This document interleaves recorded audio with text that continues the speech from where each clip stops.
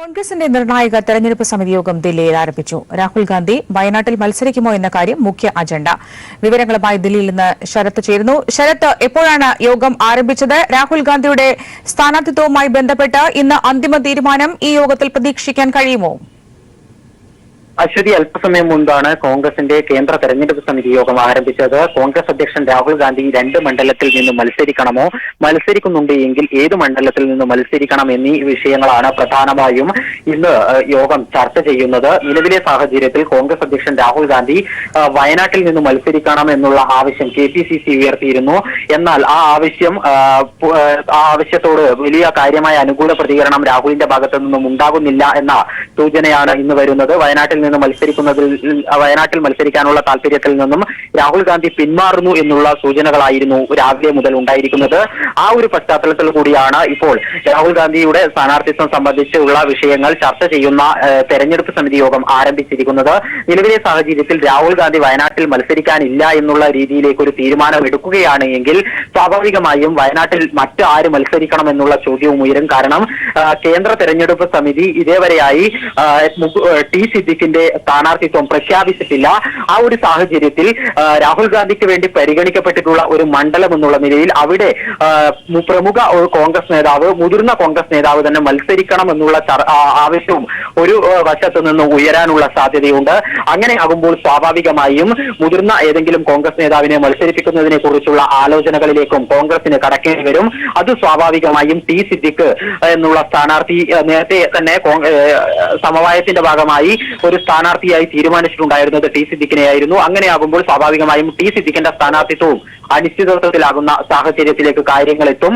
ഏതായാലും രാഹുൽ ഗാന്ധി 2 മണ്ഡലങ്ങളിൽ മത്സരിക്കാൻ വേണ്ടി തീരുമാനിക്കുകയാണ് എങ്കിൽ ഈ ഒരു സാഹചര്യത്തിൽ കേരളത്തെ ഒഴിവാക്കുക കൂടി ചെയ്താൽ സ്വാഭാവികമായും കർണാടകയിൽ മത്സരിക്കാനുള്ള സാധ്യത തന്നെയാണ് കാണുന്നത്. അങ്ങനെ കർണാടകയിൽ മത്സരിക്കാനായി 2 മണ്ഡലങ്ങൾ പ്രധാനമായും പരിഗണിക്കപ്പെടുന്നു.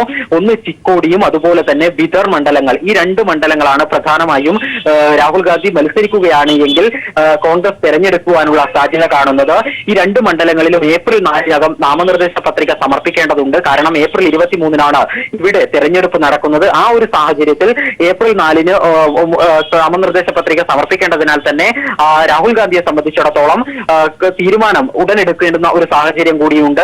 അത് കൂടി പരിഗണിച്ചുകൊണ്ടായിരിക്കും ഇന്ന് ഒരു തീരുമാനത്തിലേക്ക് എത്താനുള്ള ശ്രമം ഏതായാലും കോൺഗ്രസിന്റെ തെരഞ്ഞെടുപ്പ് സമിതിയുടെ ഭാഗത്തു നിന്നും ഉണ്ടാകുമെന്നാണ് മനസ്സിലാക്കുന്നത്. നിലവിലെ സാഹചര്യത്തിൽ ബിദർ മണ്ഡലം BJPയുടെ കൈവശമുള്ള മണ്ഡലമാണ്. ആന്ധ്ര മേഖലയോട് അടുത്തു നിൽക്കുന്ന ഒരു മണ്ഡലമാണ് ബിദർ മണ്ഡലം. എന്നാൽ അവിടെ 10 തവണ കോൺഗ്രസ് വിജയിച്ച ചരിത്രമാണുള്ളത്. രാഹുൽ ഗാന്ധി വരികയാണ് എങ്കിൽ അത് കോൺഗ്രസിന്റെ BJPയുടെ സിറ്റിംഗ് സീറ്റിൽ മത്സരിക്കുന്ന ഒരു സവിശേഷത കൂടി ഉണ്ടാകുമെന്നുള്ളത് ഏറെ പ്രധാനപ്പെട്ടതാണ്. മറിച്ച് ചിക്കോടിയിലാണ് എങ്കിൽ ചിക്കോടി വടക്കൻ കർണാടകയിലെ മണ്ഡലമാണ്. മഹാരാഷ്ട്രയോട് ഏറ്റവും അടുത്ത് കിടക്കുന്ന ലോക്സഭാ സീറ്റാണ്. അതുകൊണ്ട് തന്നെ ചിക്കോടിയിലാണ് അദ്ദേഹം മത്സരിക്കുന്നത് എങ്കിൽ സ്വാഭാവികമായും മഹാരാഷ്ട്രയിൽ കൂടി അതിന്റെ ഒരു പ്രതിഫലനം ഉണ്ടാക്കാൻ വേണ്ടി സാധിക്കുമെന്ന് ഒരു വിഭാഗം നേതാക്കന്മാർ അഭിപ്രായപ്പെടുന്നു. JDS-ഉം NCPയുടെയും ഒക്കെ തന്നെ പിന്തുണ അവിടെ ലഭിക്കുകയാണ് എങ്കിൽ 1 ലക്ഷത്തോളം വോട്ടുകൾ ഇപ്പോൾ തന്നെ ലീഡ് എന്നുള്ള രീതിയിൽ കോൺഗ്രസിന് ഉണ്ടാകുകയും ചെയ്യും. അവയൊക്കെ തന്നെ പരിഗണിച്ചുകൊണ്ട് ഈ 2 മണ്ഡലങ്ങളെ സജീവമായി ചർച്ചാ പരിധിയിൽ ഉൾപ്പെടുത്തിയിട്ടുള്ള ഒരു സാഹചര്യവുമാണ് ഇപ്പോഴുള്ളത്. ഏതായാലും ഇന്ന് ഒരു തീരുമാനം എടുക്കേണ്ടുന്ന ഒരു വലിയ ഒരു സാഹചര്യം തന്നെയാണുള്ളത്. നേരത്തെ സൂചിപ്പിച്ചതുപോലെ ഒരാഴ്ചക്കകം നോമിനേഷൻ നൽകേണ്ടുന്ന ഒരു മണ്ഡലങ്ങളാണ് ഈ 2 മണ്ഡലങ്ങളും, പരിഗണിക്കപ്പെടുന്ന 2 മണ്ഡലങ്ങളും. അതുകൊണ്ട് തന്നെ ഇന്നൊരു തീരുമാനത്തിലേക്ക് എത്താനുള്ള ശ്രമമായിരിക്കും കോൺഗ്രസിന്റെ ഭാഗത്തു നിന്നും ഉണ്ടാകുക. ഇതോടൊപ്പം തന്നെ ബീഹാർ, രാജസ്ഥാൻ സംസ്ഥാനങ്ങളുടെ ഒഡീഷ സംസ്ഥാനങ്ങളുടെ സ്ഥാനാർത്ഥി നിർണയവും ഈ ഒരു കേന്ദ്ര തെരഞ്ഞെടുപ്പ് സമിതി യോഗത്തിൽ ഉണ്ടാകുമെന്നാണ് മനസ്സിലാകുന്നത്. ശരത്, ഒരു കാര്യം കൂടി, വയനാടിന്റെ സ്ഥാനാർത്ഥിത്വവുമായി ബന്ധപ്പെട്ട കാര്യങ്ങൾ അനിശ്ചിതമായി നീങ്ങുകയാണെങ്കിൽ വടകരയുടെ കാര്യത്തിൽ ഇന്നൊരു പ്രഖ്യാപനം പ്രതീക്ഷിക്കാൻ കഴിയുമോ? അശ്വതി, വടകര മണ്ഡലത്തിൽ എന്തുകൊണ്ട് സ്ഥാനാർത്ഥി പ്രഖ്യാപനം വൈകുന്നത് എന്നുള്ള ഒരു വലിയ ചോദ്യമുണ്ട്. കാരണം നേരത്തെ തന്നെ K മുരളീധരനെ KPCC പ്രസിഡന്റ് തന്നെ സ്ഥാനാർത്ഥി എന്നുള്ള രീതിയിൽ ഹൈക്കമാൻഡ് പ്രഖ്യാപനത്തിന് മുൻപാകെ അദ്ദേഹം പ്രഖ്യാപിച്ചിരുന്നു. ആ ഒരു സാഹചര്യത്തിൽ നിന്നും ഇപ്പോൾ എന്നിട്ട് പോലും ഇതേവരെയായി വടകര സീറ്റിൽ പ്രഖ്യാപനം നടത്താൻ കോൺഗ്രസിന് സാധിച്ചിട്ടില്ല, ദേശീയ നേതൃത്വത്തിന് സാധിച്ചിട്ടില്ല. സാങ്കേതികമായ പ്രശ്നങ്ങൾ മാത്രമാണ് ഈ ഒരു പ്രഖ്യാപനം വൈകുന്നതിന് കാരണം എന്നുള്ളതായിരുന്നു കഴിഞ്ഞ ദിവസം കോൺഗ്രസിന്റെ ദേശീയ വക്താവായ രൺദീപ് സിംഗ് സുർജേവാല പറഞ്ഞത്. അധിക കാലതാമസമില്ലാതെ ഇതൊരു പ്രഖ്യാപനം ഉണ്ടാകുമെന്നുള്ള രീതിയിലാണ് അദ്ദേഹം വ്യക്തമാക്കിയത്. ഏതായാലും വടകരയിൽ ഇപ്പോൾ ഈ ഒരു സാഹചര്യത്തിൽ കെ മുരളീധരൻ പൂർണ്ണമായും തെരഞ്ഞെടുപ്പ് പ്രചരണത്തിൽ നിന്നും പിന്നോട്ട് പോകുന്ന ഒരു സാഹചര്യമാണുള്ളത്. കാരണം ഔദ്യോഗിക പ്രഖ്യാപനം ഇതേവരെ വരാത്തതിനാൽ തന്നെ. അതുകൊണ്ട് തന്നെ ഈ വിഷയവും ഏതായാലും കേരളത്തിൽ നിന്നുള്ള പ്രമുഖ കോൺഗ്രസ് നേതാക്കന്മാരൊക്കെ തന്നെ ഇന്ന് തെരഞ്ഞെടുപ്പ് സമിതിയിൽ ചൂണ്ടിക്കാണിക്കാനിടയുണ്ട്. അങ്ങനെയാണെങ്കിൽ സ്വാഭാവികമായും ഇന്ന് ഈ ഒരു പ്രഖ്യാപനത്തിന് കൂടിയുള്ള ശ്രമങ്ങൾ നേതൃത്വത്തിന്റെ ഭാഗത്തു നിന്നും ഉണ്ടാകുമെന്ന് തന്നെയാണ് കരുതുന്നത്. ശരി ശരത്. കോഴിക്കോട്ടെ ബി.ജെ.പി. സ്ഥാനാർത്ഥി കെ.പി. പ്രകാശ് ബാബുവിനെ റിമാൻഡ് ചെയ്തു. ശബരിമലയിൽ ചിത്തിര ആട്ട വിശേഷ ദിവസം സ്ത്രീയെ ആക്രമിച്ച സംഭവത്തിലാണ് റിമാൻഡ്. റാന്നി 1ാം ക്ലാസ് മജിസ്ട്രേറ്റ് കോടതിയാണ് റിമാൻഡ് ചെയ്തത്. വിവരങ്ങളുമായി ഗീവർഗീസ് ചേരുന്നു. ഗീവർഗീസ്, എന്താണ് ഈ വാർത്തയുടെ കൂടുതൽ വിശദാംശങ്ങൾ? ഇയാളെ എത്ര ദിവസത്തേക്കാണ് ഇപ്പോൾ റിമാൻഡ് ചെയ്തിരിക്കുന്നത്? ചിത്രാട്ട വിശേഷ പൂജ സമയത്ത് ശബരിമലയിലെത്തിയ തൃശൂർ സ്വദേശിനിയായ ലളിത രവിയും സഹോദരിപുത്രനെയും ആക്രമിച്ച കേസിലാണ് റാന്നി 1ാം ക്ലാസ് ജുഡീഷ്യൽ മജിസ്ട്രേറ്റ് കോടതി ഇപ്പോൾ യുവമോർച്ച സംസ്ഥാന പ്രസിഡന്റും കോഴിക്കോട് ബി.ജെ.പി. സ്ഥാനാർത്ഥിയുമായ കെ.ടി. പ്രകാശ് ബാബുവിനെ ഇപ്പോൾ റിമാൻഡ് ചെയ്തിരിക്കുന്നത്. 14 ദിവസത്തേക്കാണ് ഇപ്പോൾ കോടതി റിമാൻഡ് ചെയ്തിരിക്കുന്നത്. ഗൂഢാലോചന, വധശ്രമം തുടങ്ങിയ കുറ്റങ്ങളാണ് ഇയാൾക്കെതിരെ ചാർത്തപ്പെട്ടിരിക്കുന്നത്. ഇത് പ്രകാരം ഇതിൽ ഗൗരവതരമായുള്ള കാര്യമായതിനാലും നിലവിൽ ജനപ്രതിനിധിയായി മത്സരിക്കുന്ന സാഹചര്യത്തിലും കുറ്റകൃത്യം കൂടുതൽ ഗൗരവമുള്ളതിനാൽ ജാമ്യം അനുവദിക്കാൻ കഴിയില്ല എന്ന് കോടതി പറഞ്ഞു. തുടർന്നാണ് ഇന്ന് രാവിലെ പമ്പ സ്റ്റേഷനിൽ കീഴടങ്ങിയ പ്രകാശ് ബാബു തുടർന്ന് പോലീസുകാർ റാന്നി കോടതിയിൽ ഹാജരാക്കുകയായിരുന്നു. തുടർന്ന് ജാമ്യത്തിന് അപേക്ഷിച്ചിരുന്നെങ്കിലും മേൽക്കാരണങ്ങൾ കോടതി സൂചിപ്പിച്ചു. ഈ കാരണങ്ങൾ തന്നെയാണ് പ്രകാശ് ബാബുവിന്റെ ജാമ്യം പോലീസ് തള്ളിയത്. ഇപ്പോൾ 14 ദിവസത്തേക്ക് പ്രകാശ് ബാബുവിനെ റിമാൻഡ് ചെയ്തിരിക്കുകയാണ്. അശ്വതി. ഗീവർഗീസ്, ബി.ജെ.പിയുടെ മുതിർന്ന നേതാക്കൾ ആരെങ്കിലും ഇതിനോട് പ്രതികരിച്ചിട്ടുണ്ടോ? ഇനിയിപ്പോൾ കോഴിക്കോട് മറ്റൊരു സ്ഥാനാർത്ഥിയെ ബി.ജെ.പി. നിർത്തേണ്ടി വരില്ലേ? ഇതുവരെ ബി.ജെ.പിയുടെ മുതിർന്ന നേതാക്കളൊന്നും ഈ സംഭവത്തോട് ഇതുവരെ പ്രതികരിച്ചിട്ടില്ല. നിലവിൽ ഇങ്ങനൊരു സാധ്യതയും കൂടി ഉണ്ട്. എന്ത് തന്നെയാലും ഇതിനെക്കുറിച്ചുള്ള കൂടുതൽ ചർച്ചകളാണ് ഇപ്പോൾ പാർട്ടിക്കുള്ളിലും ബി.ജെ.പിക്കുള്ളിൽ തന്നെ കൊടുമ്പിരിക്കൊണ്ടിരിക്കുന്നത്. വരും മണിക്കൂറുകളിൽ നിർണായകമാണ്. ഇനി ഇതിന് ബദലായി, അതായത് കെ.ടി. പ്രകാശ് ബാബുവിന് ബദലായി ഒരു സ്ഥാനാർത്ഥി പുതിയതായി വരുമോ? നിലവിൽ പത്രിക സമർപ്പിച്ചിട്ടില്ല. ഇതിന് പകരക്കാരൻ ഒരാൾ ഉണ്ടാകുമോ എന്ന കാര്യങ്ങളിൽ നിന്നും കൂടുതൽ വ്യക്തത വരേണ്ടതുണ്ട്. വരും മണിക്കൂറുകൾ നിർണായകമാണ്. ബി.ജെ.പി. സംസ്ഥാന നേതൃയോഗം ഇതുമായി ബന്ധപ്പെട്ട ഒരു ചർച്ച കൂടുന്നുണ്ട്. ഇതിനുശേഷമായിരിക്കും ഇതുമായി ബന്ധപ്പെട്ട കൂടുതൽ വിവരങ്ങൾ പുറത്തു വരിക. അശ്വതി. ശരി ഗീവർഗീസ്. 18,000 രൂപ കുറഞ്ഞ വേതനം ഉറപ്പാക്കി CPM പ്രകടന പത്രിക. കാർഷിക ഉൽപ്പന്നങ്ങൾക്ക് ചിലവിന്റെ 50% താങ്ങുവില. ഓരോ കുടുംബത്തിനും 35 കിലോ ഭക്ഷ്യധാന്യം. അതിസമ്പന്നരുടെ നികുതി വർദ്ധിപ്പിക്കുമെന്നും CPIM ദില്ലിയിൽ പുറത്തിറക്കിയ പ്രകടന പത്രികയിൽ പറയുന്നു. CPM ജനറൽ സെക്രട്ടറി സീതാറാം യെച്ചൂരിയും പൊളിറ്റ് ബ്യൂറോ അംഗങ്ങളും സംയുക്തമായി പ്രകടന പത്രിക പുറത്തിറക്കി. സ്വതന്ത്ര ഇന്ത്യ കണ്ട ഏറ്റവും നിർണായകമായ തെരഞ്ഞെടുപ്പ് എന്ന വിശേഷണത്തോടെയാണ് 17ാം ലോക്സഭയിലേക്കുള്ള CPIM പ്രകടന പത്രിക ആരംഭിക്കുന്നത്. ഭരണത്തിലെത്തിയാൽ മതേതരത്വവും ജനാധിപത്യവും സംരക്ഷിക്കും. കാർഷികോൽപ്പന്നങ്ങളുടെ ഉൽപാദന ചെലവിനേക്കാൾ 50% ഉയർത്തി താങ്ങുവില നിശ്ചയിക്കും. തൊഴിലാളികളുടെ കുറഞ്ഞ വേതനം 18,000 രൂപ. പൊതുവിതരണ സമ്പ്രദായത്തിന്റെ ഭാഗമായി ഓരോ കുടുംബത്തിനും 35 കിലോ ഭക്ഷ്യധാന്യം. സൗജന്യ ആരോഗ്യ ഇൻഷുറൻസ്. ജനപ്രാതിനിധ്യത്തിൽ 1/3 സ്ത്രീകൾക്കായി സംവരണം. വിദ്യാഭ്യാസ സമ്പ്രദായത്തിലെ വർഗീയവൽക്കരണം മാറ്റി സമ്പൂർണമായും നവീകരിക്കും. GDPയുടെ 6% വിദ്യാഭ്യാസത്തിനായി മാറ്റിവെക്കുമെന്നും പ്രകടന പത്രിക പുറത്തിറക്കി സീതാറാം യെച്ചൂരി പറഞ്ഞു. Is a statutory minimum wage for workers of not less than 18,000 rupees per month, with the wages being linked to the consumer price index. തൊഴിൽ ഭരണഘടനാ അവകാശമാക്കും. വാർദ്ധക്യകാല പെൻഷൻ കുറഞ്ഞത് 6,000 രൂപ. വിവിധ മേഖലകളിലെ സ്വകാര്യവൽക്കരണം പൂർണ്ണമായും നിർത്തും. SC/ST വിഭാഗത്തിനായി സ്വകാര്യ മേഖലയിലടക്കം വിദ്യാഭ്യാസത്തിലും ജോലിയിലും സംവരണം. NDA സർക്കാർ കൊണ്ടുവന്ന ഇലക്ട്രൽ ബോണ്ട് റദ്ദാക്കി സമഗ്ര തെരഞ്ഞെടുപ്പ് പരിഷ്കരണം. സാമൂഹ്യ സുരക്ഷാ പദ്ധതികൾക്ക് ആധാർ നിർബന്ധമല്ലാതാക്കും. പ്രതിപക്ഷം സബ്സിഡി നിരക്കിൽ 12 ഗ്യാസ് സിലിണ്ടർ. അതിസമ്പന്നർക്ക് പ്രത്യേക നികുതി കൊണ്ടുവരുമെന്നും CPIM ഉറപ്പ് നൽകുന്നു. സമൂഹത്തിലെ അടിസ്ഥാന വർഗത്തെയും കർഷകരെയും വിശ്വാസത്തിലെടുത്തും അതിസമ്പന്നർക്ക് പുതിയ നികുതികൾ പ്രഖ്യാപിച്ചും ഒരു ബദൽ രാഷ്ട്രീയ നയമാണ് CPIM പ്രകടന പത്രികയിലൂടെ മുന്നോട്ട് വയ്ക്കുന്നത്. AKG ഭവനിൽ നിന്നും ക്യാമറാമാൻ ഗോപി കടവല്ലൂരിനൊപ്പം സന്തോഷ് സർലിംഗ്.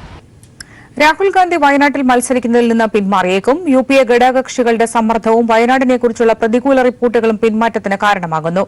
രാഹുൽ പിന്മാറിയാൽ വയനാട്ടിൽ മുതിർന്ന നേതാവ് വരണമെന്നും ആവശ്യമുണ്ട്. ഇത് സിദ്ദിഖിന്റെ സാധ്യതകൾക്ക് തിരിച്ചടിയായേക്കും. BJPയെ പരാജയപ്പെടുത്തുകയാണ് CPM ലക്ഷ്യമെന്നും കോൺഗ്രസിന്റെ ലക്ഷ്യം എന്താണെന്ന് കോൺഗ്രസ് വ്യക്തമാക്കട്ടെയെന്നും CPM general secretary Sitaram Yechury പറഞ്ഞു. അനിശ്ചിതത്വത്തിന്റെ 6ാം ദിവസത്തിൽ വയനാട്ടിൽ മത്സരിക്കേണ്ടതില്ലെന്ന ധാരണയിലേക്ക് രാഹുൽ ഗാന്ധി എത്തുന്നു. UPA ഘടകകക്ഷികളുടെ സമ്മർദ്ദം, വയനാടിനെക്കുറിച്ച് ലഭിച്ച പ്രതികൂല റിപ്പോർട്ടുകൾ എന്നിവ രാഹുലിന്റെ പിന്മാറ്റത്തിന് വഴിയൊരുക്കിയെന്നാണ് സൂചന. ദേശീയ തലത്തിൽ BJP വിരുദ്ധ ചേരിയിലുള്ള കോൺഗ്രസ് അതേ നിലപാടുള്ള ഇടതുപക്ഷത്തിനെതിരെ മത്സരിക്കരുത് എന്നാണ് UPA ഘടകകക്ഷികളുടെ നിലപാട്. മുസ്ലിം ഭൂരിപക്ഷ മണ്ഡലത്തിൽ രാഹുൽ മത്സരിച്ചാൽ BJP പ്രചരണായുധമാക്കും. ഇത് ഉത്തരേന്ത്യയിൽ BJPയെ സഹായിക്കുമെന്നും രാഹുൽ കരുതുന്നു. രാഹുൽ ഇല്ലെങ്കിൽ വയനാട്ടിൽ മുതിർന്ന നേതാവ് മത്സരിക്കണമെന്ന നിലയിലേക്കും ചർച്ചകളുണ്ട്. അങ്ങനെയെങ്കിൽ സിദ്ദിഖിന്റെ സ്ഥാനാർത്ഥിത്വം വീണ്ടും അനിശ്ചിതത്വത്തിലാകും. രാഹുലിന്റെ 2ാം മണ്ഡലം കർണാടകത്തിൽ നിന്നായാൽ BJPക്കെതിരെ മത്സരിക്കുന്നു എന്ന പ്രതീതിയുണ്ടാകും. ഇതിനായി ചിക്കോടി, റായ്ചൂർ എന്നീ മണ്ഡലങ്ങളാണ് കർണാടക PCC നിർദ്ദേശിക്കുന്നത്. സ്ഥാനാർത്ഥികളെ പ്രഖ്യാപിച്ചെങ്കിലും രാഹുൽ വരികയാണെങ്കിൽ പിൻവലിക്കാമെന്നും കർണാടക കോൺഗ്രസ് നേതൃത്വം അറിയിച്ചിട്ടുണ്ട്. അതേസമയം BJPയെ പരാജയപ്പെടുത്തുകയാണ് CPIMന്റെ ലക്ഷ്യമെന്നും കോൺഗ്രസിന്റെ ലക്ഷ്യമെന്താണെന്ന് കോൺഗ്രസാണ് വ്യക്തമാക്കേണ്ടതെന്നും CPIM general secretary Sitaram Yechury പറഞ്ഞു. CPIM's priority today is to defeat the BJP. Let the Congress decide what's its priority. That's not our job. You ask them. Our priority is to defeat the BJP. News bureau, Delhi. Wayanad സീറ്റിന്റെ കാര്യത്തിൽ മലക്കം പറഞ്ഞു ഉമ്മൻചാണ്ടി. രാഹുൽ ഗാന്ധി കേരളത്തിൽ മത്സരിക്കും എന്ന സൂചന പോലും താൻ നൽകിയിട്ടില്ലെന്ന് ഉമ്മൻചാണ്ടി. കേരളത്തിൽ മത്സരിക്കണമെന്ന ആവശ്യം മുന്നോട്ട് വെക്കുകയാണ് ചെയ്തതെന്നും ഉമ്മൻചാണ്ടി കോഴിക്കോട്ട് പറഞ്ഞു. രാഹുൽ ഗാന്ധി വയനാട് സീറ്റിൽ മത്സരിക്കുമെന്ന് ആദ്യം പറഞ്ഞ കോൺഗ്രസ് നേതാവാണ് ഉമ്മൻചാണ്ടി. ഗ്രൂപ്പ് തർക്കത്തെ തുടർന്ന് കോൺഗ്രസിനുള്ളിൽ സ്ഥാനാർത്ഥി നിർണയം പ്രതിസന്ധിയിലായ ഘട്ടത്തിലായിരുന്നു രാഹുൽ കേരളത്തിൽ മത്സരിക്കുമെന്ന അഭിപ്രായം കോൺഗ്രസ് നേതാക്കളിൽ നിന്ന് ഉണ്ടായത്. KPCC പ്രസിഡന്റ് മുല്ലപ്പള്ളി രാമചന്ദ്രൻ, പ്രതിപക്ഷ നേതാവ് രമേശ് ചെന്നിത്തല എന്നിവരും രാഹുൽ മത്സരിക്കുമെന്ന കാര്യത്തിൽ നിലപാട് അറിയിച്ചു. എന്നാൽ കേന്ദ്ര നേതാക്കൾ ഈ വിഷയത്തോട് അനുകൂലമായി പ്രതികരിച്ചില്ല. മാധ്യമങ്ങളെ കണ്ട രാഹുൽ ഗാന്ധിയും മിണ്ടിയില്ല. ഈ അവസരത്തിലാണ് ഉമ്മൻചാണ്ടി തന്റെ മുൻ നിലപാടിൽ നിന്ന് മലക്കം മറിഞ്ഞത്.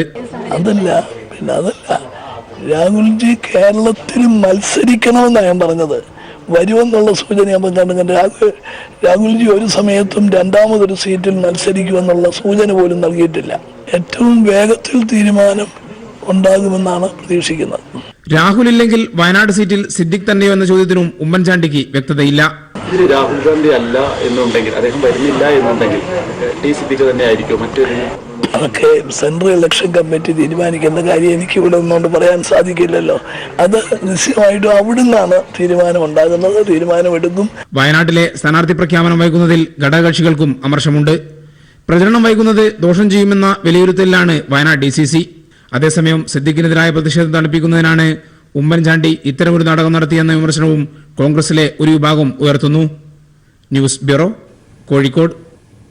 രാഹുൽ മത്സരിക്കുന്ന കാര്യത്തിൽ അന്തിമ തീരുമാനമായിട്ടില്ലെന്ന് രമേശ് ചെന്നിത്തല. അന്തിമ തീരുമാനം എടുക്കേണ്ടത് രാഹുലാണ്. രാഹുൽ പിന്മാറുന്നതിന് CPMന്റെ സമ്മർദ്ദമില്ല. അത്തരം പ്രചാരണങ്ങൾ അടിസ്ഥാനരഹിതമാണ്. കേരളത്തിൽ രാഹുൽ മത്സരിക്കണം എന്ന ആവശ്യമാണ് മുന്നോട്ട് വെച്ചത്. അന്തിമ തീരുമാനം ഇന്ന് തന്നെ ഉണ്ടാകുമെന്നും ചെന്നിത്തല പറഞ്ഞു.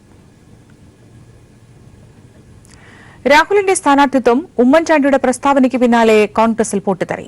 രാഹുലിന്റെ കാര്യത്തിൽ 2-1 ഉടൻ തീരുമാനിക്കണം എന്ന് കെ സുധാകരൻ.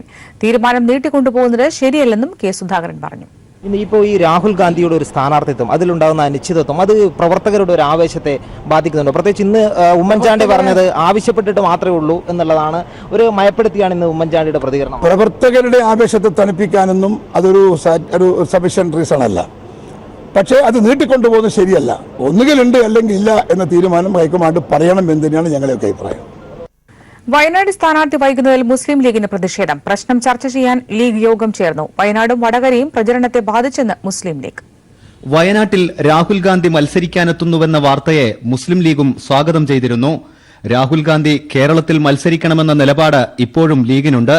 എന്നാൽ തീരുമാനം നീട്ടരുതെന്നാണ് ലീഗിന്റെ ആവശ്യം. വടകര, വയനാട് മണ്ഡലങ്ങളിലെ തെരഞ്ഞെടുപ്പ് പ്രചരണത്തെ സ്ഥാനാർത്ഥിയുടെ അനിശ്ചിതത്വം സാരമായി ബാധിച്ചെന്നാണ് മുസ്ലിം ലീഗ് വിലയിരുത്തുന്നത്. ഇത് വിജയസാധ്യതയുള്ള മറ്റു മണ്ഡലങ്ങളെയും ബാധിക്കുമെന്ന ആശങ്ക ചർച്ച ചെയ്യാനാണ് അടിയന്തര യോഗം ചേർന്നത്. സ്ഥാനാർത്ഥി നിർണയം വൈകുന്നതിന് കുഴപ്പമില്ലെന്നും പക്ഷേ അനിശ്ചിതത്വം പാടില്ലെന്നും യോഗത്തിനു ശേഷം നേതാക്കൾ പറഞ്ഞു. നേരത്തെ പറഞ്ഞത് തന്നെയാണ് ലീഗിന്റെ നിലപാടെന്ന് സെയ്ദ് ഹൈദരലി ശിഹാബ് തങ്ങൾ, ഞങ്ങളെ സംസ്ഥാന പ്രസിഡന്റ്, ഇവിടെ പറഞ്ഞു. അദ്ദേഹം ശ്രീ രാഹുൽ ഗാന്ധി ഇവിടെ സ്ഥാനാർത്ഥിയാവുകയാണെന്നുണ്ടെങ്കിൽ വമ്പൻ ഭൂരിപക്ഷത്തിന് വിജയിക്കും. തങ്ങളുടെ ഭാഷയിൽ പറഞ്ഞാൽ മണ്ഡലത്തിൽ വലിയ വരവോ കാര്യമോ ഒന്നുമില്ലാതെ നിലം തൊടാൻ തങ്ങൾ ആലങ്കാരികമായി പറഞ്ഞു. അത്ര നല്ല ആ നിലപാട് തന്നെയാണ് ലീഗിന്. ആ ആവേശത്തിനൊന്നും ലീഗ് അണികളിൽ ഒരു കുറവും വരില്ല, ഒരിക്കലും ഇല്ല. അത് തെറ്റിദ്ധാരണ ആർക്കും വേണ്ട. അതാണ് ഞങ്ങൾക്ക് അത് സംബന്ധിച്ച് പറയാനുള്ളത്. MP-മാർ MLA-മാർ സംസ്ഥാന ഭാരവാഹികൾ തുടങ്ങിയവരാണ് ഹൈദരലി തങ്ങളുടെ അധ്യക്ഷതയിൽ ചേർന്ന യോഗത്തിൽ പങ്കെടുത്തത്. News bureau, Malappuram. വയനാട്ടിൽ രാഹുൽ ഗാന്ധി സ്ഥാനാർത്ഥിയാവുകയാണെങ്കിൽ മണ്ഡലത്തിൽ വന്നില്ലെങ്കിലും വിജയിപ്പിക്കാമെന്ന് പാണക്കാട് ഹൈദരലി തങ്ങൾ. എന്നാൽ തീരുമാനം വൈകരുതെന്നും ഹൈദരലി തങ്ങൾ പറഞ്ഞു. രാഹുൽ ഗാന്ധി അവർ തീരുമാനിക്കണം, കോൺഗ്രസിനെ തീരുമാനിക്കണം. ഇപ്പോഴും തീരുമാനം ആയിട്ടില്ല.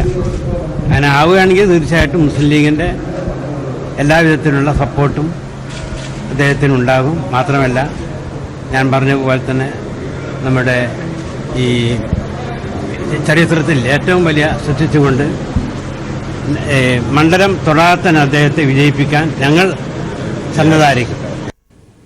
രാഹുൽ ഗാന്ധി വയനാട്ടിൽ മത്സരിക്കാനുള്ള സാധ്യത മങ്ങിയതോടെ വയനാട് DCC നേതൃത്വവും പ്രവർത്തകരും നിരാശയിൽ. നിലവിൽ താളം തെറ്റിയ UDF പ്രചരണം കൂടുതൽ പ്രതിസന്ധിയിലേക്കാണ് നീങ്ങുന്നത്. ഹൈക്കമാൻഡ് തീരുമാനം പ്രതികൂലമായാൽ കേരളത്തിൽ മുഴുവൻ തിരിച്ചടി ഉണ്ടാകുമെന്ന് DCC president IC Balakrishnan MLA പറഞ്ഞു. രാഹുൽ ഗാന്ധി വയനാട്ടിൽ സ്ഥാനാർത്ഥിയായിരിക്കുമെന്ന പ്രഖ്യാപനം ആവേശത്തോടെയാണ് വയനാട്ടിൽ കോൺഗ്രസ് പ്രവർത്തകർ സ്വീകരിച്ചത്. എന്നാൽ ദിവസങ്ങളായി തുടരുന്ന അനിശ്ചിതത്വം പ്രവർത്തകരെ ആശയക്കുഴപ്പത്തിലാക്കി. രാഹുൽ മത്സരിക്കാൻ സാധ്യതയില്ലെന്ന് നേതാക്കൾ നേരത്തെ തന്നെ സൂചന നൽകിയതോടെ പാർട്ടി പ്രവർത്തകർ മുഴുവൻ നിരാശയിലാണ്. സ്ഥാനാർത്ഥിയില്ലാതെ പ്രചരണം തുടരുന്നത് ആവേശം ചോർത്തി. ഇനി ഹൈക്കമാൻഡ് തീരുമാനം പ്രതികൂലമായാൽ തിരിച്ചടിയുണ്ടാവുമെന്ന് DCC president IC Balakrishnan MLA തുറന്നു പറഞ്ഞു. വരില്ല എന്നല്ല പറഞ്ഞത്. അദ്ദേഹം പറഞ്ഞ് കേരളത്തിൽ മത്സരിക്കാനുള്ള ആഗ്രഹം ഞങ്ങൾ പ്രകടിപ്പിച്ചിട്ടുണ്ട്. അവരും ശക്തമായ സമ്മർദ്ദം ഇന്നത്തെ രാഷ്ട്രീയ സാഹചര്യങ്ങൾ, കേരളത്തിന്റെ രാഷ്ട്രീയ സാഹചര്യങ്ങൾ ഹൈക്കമാൻഡിനെ ബോധ്യപ്പെടുത്തുന്നുണ്ട്. ഈ പ്രഖ്യാപനം ഇങ്ങനെ വൈകുന്നത് വലിയൊരു അല്ല, പ്രവർത്തകരുടെ ഇടയിലേക്ക് നിരാശ ഉണ്ടാവുമല്ലോ. സ്വാഭാവികമായും തെരഞ്ഞെടുപ്പ് ഘട്ടത്തിൽ 2 സ്ഥാനാർത്ഥികൾ വന്ന് 3ാമത് സ്ഥാനാർത്ഥി വന്നില്ലെങ്കിൽ അതിൻ്റെ ഒരു പ്രതിഷേധവും പ്രതിസന്ധിയും പ്രവർത്തകരുടെ ഇടയിൽ ഉണ്ടാവുമല്ലോ. എന്തായിരുന്നാലും രാഹുൽജിയുടെ വരവ് ഞങ്ങൾ വളരെ പ്രതീക്ഷയോടുകൂടി കാത്തിരിക്കുകയാണ്. എന്തെങ്കിലും നെഗറ്റീവ് അപ്രോച്ചാണ് വരുന്നതെങ്കിൽ കേരളത്തിന് അത് ബാധിക്കുമെന്നുള്ള ഒരു സാഹചര്യം കൂടി കണക്കൊക്കെ ഉയർന്നു. ഈ കാര്യം നമ്മൾ നേതാക്കളെ അറിയിച്ചിട്ടുണ്ടോ? അത് വളരെ ഗൗരവത്തിൽ നേതാക്കളെ ഈ കാര്യങ്ങളൊക്കെ ധരിപ്പിച്ചിട്ടുണ്ട്. അപ്പോൾ പ്രതികരണം എന്തായിരുന്നു നേതാക്കളുടെ? അല്ല, ഞങ്ങളോട് പറഞ്ഞില്ല. അത് ഹൈക്കമാൻഡ് തീരുമാനം എടുക്കണം, തീരുമാനത്തിന് വേണ്ടി കാത്തിരിക്കൂ എന്നാണ് പറയുന്നത്. രാഹുൽ ഗാന്ധിയുടെ സ്ഥാനാർത്ഥിത്വവുമായി ബന്ധപ്പെട്ട വിവാദങ്ങൾ വയനാട്ടിലെ കോൺഗ്രസ് ഗ്രൂപ്പ് തർക്കങ്ങൾക്കും രൂക്ഷമാക്കുന്നു. സിദ്ദിഖിനെ സ്ഥാനാർത്ഥിയാക്കുന്നതിൽ കടുത്ത എതിർപ്പുള്ള I ഗ്രൂപ്പാണ് രാഹുൽ ഗാന്ധി വരുമെന്ന പ്രഖ്യാപനം ഏറ്റവും അധികം ആഘോഷിച്ചത്. സിദ്ദിഖ് തന്നെ സ്ഥാനാർത്ഥിയാകുന്ന സാഹചര്യമുണ്ടായാൽ I ഗ്രൂപ്പ് എന്ത് നിലപാട് സ്വീകരിക്കുമെന്നത് വീണ്ടും കോൺഗ്രസിൽ തലവേദന സൃഷ്ടിക്കും. News bureau, Wayanad. BJPയുടെ പത്തനംതിട്ട മണ്ഡലത്തിലെ സ്ഥാനാർത്ഥി നിർണയത്തെ തുടർന്നുണ്ടായ തമ്മിലടി തുടരുന്നു. മണ്ഡലത്തിൽ ശബരിമല വിഷയം പ്രചരണ വിഷയമാക്കുമെന്ന സുരേന്ദ്രന്റെ പ്രസ്താവനയെ സംസ്ഥാന അധ്യക്ഷൻ PS ശ്രീധരൻപിള്ള തള്ളി. BJPയുടെ സംസ്ഥാന അധ്യക്ഷൻ താനാണെന്നും ശബരിമല പ്രധാന പ്രചാരണ വിഷയമാക്കാൻ പാർട്ടി തീരുമാനിച്ചിട്ടില്ലെന്നും അദ്ദേഹം പറഞ്ഞു. അതേസമയം പ്രധാനമന്ത്രിയുടെ വികസനങ്ങളും BJP തുടർഭരണം നടത്തേണ്ടതിന്റെ ആവശ്യകതയും മുൻനിർത്തിയാകും പ്രചാരണം നടത്തുക എന്നും ശ്രീധരൻപിള്ള കൂട്ടിച്ചേർത്തു. എറണാകുളത്ത് ഹൈബീഡിനെതിരെ മത്സരിക്കാൻ ഒരുങ്ങി സരിത നായർ. കോൺഗ്രസ് എത്രത്തോളം സ്ത്രീ വിരുദ്ധമാണെന്ന് തുറന്നു കാട്ടുകയാണ് സ്ഥാനാർത്ഥിത്വത്തിലൂടെ താൻ ലക്ഷ്യം വെക്കുന്നതെന്നും സരിത നായർ പീപ്പിൾ TVയോട് പറഞ്ഞു. ഏപ്രിൽ ആദ്യവാരം സരിത കൊച്ചിയിലെത്തി നാമനിർദ്ദേശ പത്രിക സമർപ്പിക്കും. ഹൈബീഡൻ അദ്ദേഹം ഈ സെൽഫായിട്ട് പുള്ളി എങ്ങനെ അഡ്രസ് ചെയ്യും? ഇപ്പൊ പുള്ളിയും ഒരു കേസിൽ പ്രതിയാണ്. ഞാനൊരു സാമ്പത്തിക ക്രമക്കേടിനാണ് കേസ് ഫേസ് ചെയ്യുന്നത്. ഇദ്ദേഹം എന്ത് കേസിനാണ് FIR ഇട്ട് നിയമ നടപടി നേരിടാൻ പോകുന്നത്? കോൺഗ്രസിനകത്ത് ഇതൊരു നിത്യ സംഭവമാണ്. കുറേ ലേഡീസിനെ അവരുപയോഗിക്കുക, അതിനുശേഷം അവരെ കറിവേപ്പില പോലെ കളയുക. അപ്പോൾ ഈ ഇങ്ങനെയുള്ള കുറേ പുറത്തേക്ക് പോകാനും വയ്യാതെ പറയാനും വയ്യാത്ത കുറച്ച് പേരുടെ ഒരു സപ്പോർട്ട്, അത് കോൺഗ്രസ് പാർട്ടിക്കകത്തു. ആ പാർട്ടിയിൽ നിന്നുള്ള സപ്പോർട്ട് മാത്രമാണ് ഞാൻ പ്രതീക്ഷിക്കുന്നത്. ഇടുക്കി പാർലമെന്റ് മണ്ഡലത്തിൽ ഇടത് സ്ഥാനാർത്ഥി അഡ്വക്കേറ്റ് ജോയ്സ് ജോർജ് നാമനിർദ്ദേശ പത്രിക സമർപ്പിച്ചു. മന്ത്രി M M മണി ഉൾപ്പെടെയുള്ളവർക്കൊപ്പമെത്തിയാണ് ജില്ലാ വരണാധികാരിയായ കളക്ടർ മുമ്പാകെ ജോയ്സ് പത്രിക സമർപ്പിച്ചത്. LDF നേതാക്കൾക്കും പ്രവർത്തകർക്കുമൊപ്പം പ്രകടനവുമായി എത്തിയാണ് ഹൈറേഞ്ച് സംരക്ഷണ സമിതി പിന്തുണയ്ക്കുന്ന സ്ഥാനാർത്ഥി അഡ്വക്കേറ്റ് ജോയ്സ് ജോർജ് നാമനിർദ്ദേശ പത്രിക സമർപ്പിച്ചത്. ജില്ലാ വരണാധികാരി കൂടിയായ കളക്ടർ H ദിനേശൻ മുമ്പാകെ ഒരു സെറ്റ് പത്രിക സമർപ്പിച്ചു. പീരുമേട് മ്ലാമലയിലെ തോട്ടം തൊഴിലാളികളാണ് കെട്ടിവെക്കാനുള്ള 25,000 രൂപ സ്ഥാനാർത്ഥിക്ക് നൽകിയത്. മന്ത്രി എം.എം. മണി, LDF നേതാക്കളായ ഗോപി കോട്ടമുറിക്കൽ, കെ ശിവരാമൻ, കെ ജയചന്ദ്രൻ എന്നിവർക്കൊപ്പം എത്തിയാണ് ജോയ്സ് പത്രിക സമർപ്പിച്ചത്. നമ്മൾ വലിയ ആൾക്കൂട്ടങ്ങൾ ഉണ്ടാക്കി ആൾക്കൂട്ടങ്ങളുടെ പേരിൽ നടത്തുന്ന ഒരു പ്രചരണ പരിപാടിയല്ല, മറിച്ച് കഴിഞ്ഞ 5 വർഷക്കാലത്തെ എണ്ണി പറയാൻ പറ്റുന്ന ഓരോ വോട്ടറെയും ബാധിക്കുന്ന തരത്തിൽ ഉണ്ടായിട്ടുള്ള നമ്മുടെ പ്രവർത്തനങ്ങളും വികസനങ്ങളും ഉണ്ട്. അത് ഓരോരുത്തരിലേക്കും എത്തിച്ചുകൊണ്ട് അവരെ ആ കാര്യങ്ങൾ പൂർണ്ണമായും ബോധ്യപ്പെടുത്തി ആ ആളുകൾ നമ്മളോടൊപ്പം പൂർണ്ണമായും നിർത്തുന്ന വളരെ ചിട്ടയായ പ്രവർത്തനമാണ് നടക്കുന്നത്. MLA-മാരായ ES Bijimol, S Rajendran, Antony John, Eldho Abraham എന്നിവരും ഹൈറേഞ്ച് സംരക്ഷണ സമിതി നേതാക്കളും ജോയ്സിനൊപ്പം ഉണ്ടായിരുന്നു. News bureau, Idukki. താൻ തൃശൂരിൽ തന്നെ മത്സരിക്കുമെന്ന് തുഷാർ വെള്ളാപ്പള്ളി. രാഹുൽ വയനാട്ടിൽ മത്സരിച്ചാലും താൻ മത്സരിക്കുക തൃശൂരിൽ തന്നെയാകുമെന്നും തുഷാർ പറഞ്ഞു. രാഹുൽ ഗാന്ധി വരികയാണെങ്കിൽ ഇനിയിപ്പോൾ ഒരു സാധ്യതയില്ല, ഞാൻ തൃശൂർ തന്നെ ശക്തമായി മത്സരിക്കും. IT മേഖലയിലടക്കം കേരളത്തിൽ കൂടുതൽ നിക്ഷേപം നടത്താനും ടൂറിസം രംഗത്ത് കൂടുതൽ സഹകരിക്കാനും അമേരിക്കയ്ക്ക് താൽപര്യമുണ്ടെന്ന് ഇന്ത്യയിലെ അമേരിക്കൻ അംബാസഡർ കെനത്ത് ജസ്റ്റർ പറഞ്ഞു. മുഖ്യമന്ത്രി പിണറായി വിജയനുമായുള്ള ചർച്ചയിലാണ് അംബാസഡർ ഇക്കാര്യം പറഞ്ഞത്. ടൂറിസം, ബിസിനസ്, ആരോഗ്യം മുതലായ മേഖലകളിലും സാങ്കേതിക രംഗത്തും കൂടുതൽ സഹകരിക്കാനുള്ള മുഖ്യമന്ത്രിയുടെ നിർദ്ദേശങ്ങൾ പരിഗണനാർഹമാണെന്നും അദ്ദേഹം പറഞ്ഞു. വിശദാംശങ്ങൾ കോൺസൽ ജനറലുമായി ചർച്ച ചെയ്യുന്നതാണ്. മുഖ്യമന്ത്രിയുടെ ഓഫീസിലായിരുന്നു കൂടിക്കാഴ്ച. പ്രളയം നേരിടുന്നതിലും നിപ വൈറസിനെ പ്രതിരോധിക്കുന്നതിലും കേരളം സ്വീകരിച്ച നടപടികളെ കെനത്ത് ജസ്റ്റർ അഭിനന്ദിച്ചു.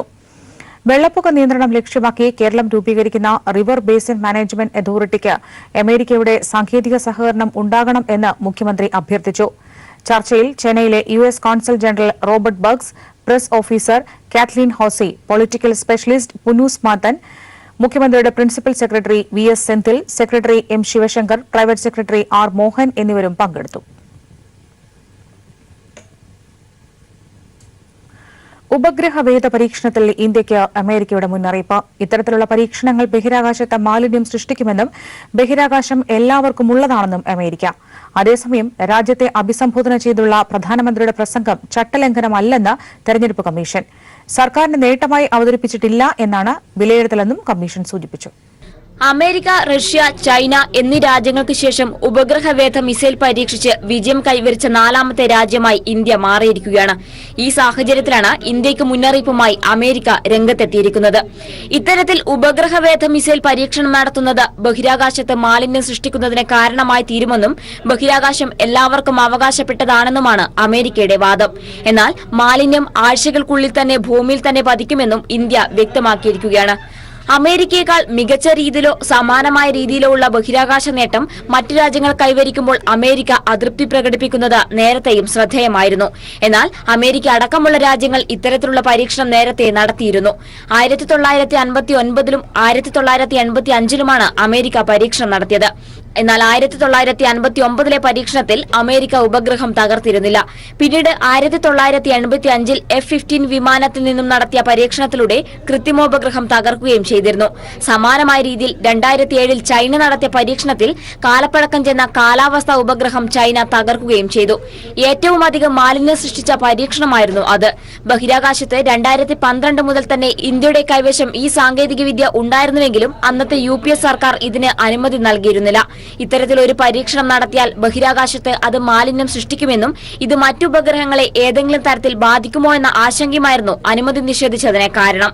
എന്നാൽ തെരഞ്ഞെടുപ്പ് അടുത്തിരിക്കുന്ന സാഹചര്യത്തിൽ ഇത്തരത്തിലൊരു ശാസ്ത്ര നേട്ടത്തെ ഉയർത്തിക്കാട്ടി തെരഞ്ഞെടുപ്പ് ആയുധമാക്കി മാറ്റിയ പ്രധാനമന്ത്രിയുടെ നടപടിക്കെതിരെ പ്രതിപക്ഷമടക്കം രംഗത്തെത്തിയിരുന്നു. News desk.